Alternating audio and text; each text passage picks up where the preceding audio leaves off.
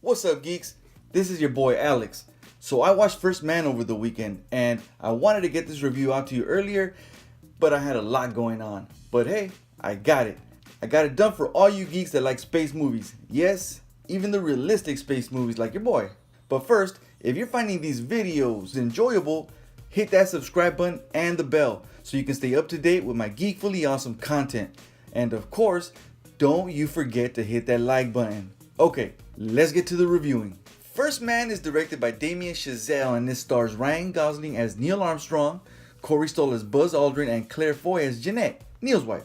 It's a biographical drama that revolves around Neil Armstrong's life in relation to his role within NASA and the space race between the Soviets and the US. The acting was outstanding, man. Lots of subtle acting. Gosling did an excellent job face acting here, man.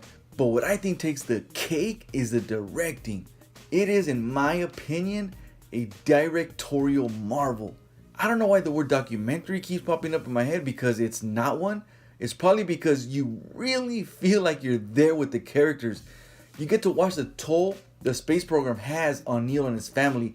And when I mean toll, I'm also using it in terms of the toll it takes on life and limb. We watch as Neil loses one friend after another through the testing and training he and his fellow astronauts went through in a space program that was in its infancy, and thus felt like they really just did not have a handle on space exploration. The film gives you a sense that NASA planned its missions, but really were clueless as it pertains to the safety of its astronauts. You definitely get the sense that it was a time of learning. We as Americans and humanity had to go through this. Astronauts had to risk their lives. We had to lose people. We had to take shots in the dark, metaphorically speaking, in order to get to where we are today. The directing does an excellent, outstanding, great. I don't have any more words to describe how much of a directorial feat this was. I didn't only feel like I was there with Armstrong, the film made me feel what he surely felt during those missions. During his first training montage, you can almost feel the discomfort he felt. During his first takeoff into orbit, I swear I felt the G-forces. The uncertainty of whether I was gonna get through this alive. Now, of course, what I mean by I meant him. But again, the film made me feel all of that. You're in your theater seat as you feel not only the G-forces, but can hear and feel the rocket burning its fuel, moving through the atmosphere at over 17,000 miles per hour. The creaking and crooking of the pod's metal all around, all so loud that you can think of nothing but the thought that you're probably gonna die any second now, as the rocket and the pod you're in is torn apart by the powerful wind drag and the unbelievable speed at which it's traveling into humanly unnatural territory.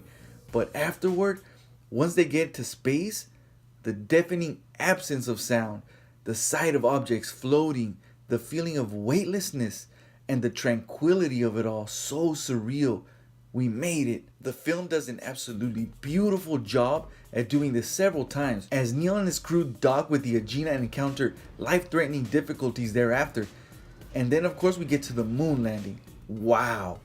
If the film hadn't given me a sense of the weight of the space program's accomplishments with any of the previous missions that it portrayed, the moon landing did. You can just feel the grandness of it all. This is when the movie made me go, oh my God, we did this. We really did this. We went to the moon. It reminded me how much I, and probably many of you all, have taken for granted this magnificent accomplishment. I mean, once upon a time, we had to travel over water using small canoes. Now, we take vacations on huge boats that have entire resorts on them. In our history, many good men died trying to create flying devices that could make them airborne for just 100 feet.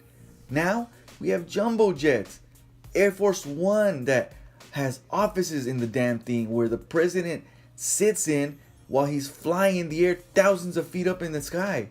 And now, space. The space program took men into space, took men to the moon, is getting ready to take us to Mars, and will take us beyond. First Man reminded me Neil Armstrong is one of those great pioneers. This movie gave me so much more appreciation that I should have always had. It's so easy to forget when we see rockets taking satellites for our cell phones into space regularly. Thanks to this movie, I'll never forget. Those were all the great things this film brought.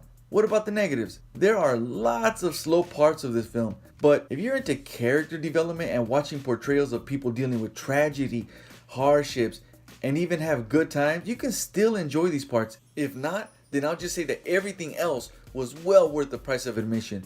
And for that, and for what this movie is, I'm giving First Man a 9 out of 10. Have you seen the movie? What did you think about it? Post your comments down below. Alright geeks, till next time, peace out.